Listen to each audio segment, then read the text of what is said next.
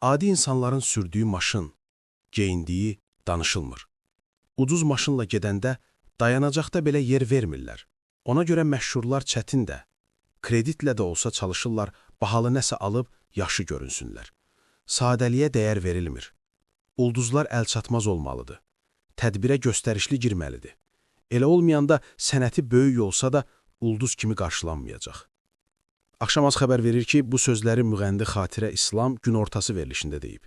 Sənətçi bildirib ki, müğənnilər bahalı maşın sürüb paltar geyinməlidir. Sosial şəbəkədə hər şey yalançıdır. Yalançı gülüş, göstərişli həyat, dəbli həyat belə oldu, elə oldu. Hamısının böyük dərdi, problemi var. Allah heç kimə göstərməsin. Səsin, sənətin varsa, bu səhnədə yerin var. Səsin yoxdursa, gözəl yaşamağa, maşın almağa görə dağıtmayın ailə həyatınızı. Sosial şəbəkə vasitəsilə tanınmaq asandır. Dinləyicinin zövqü dəyişib, ona görə elə mahnı oxuyan tez tanınır.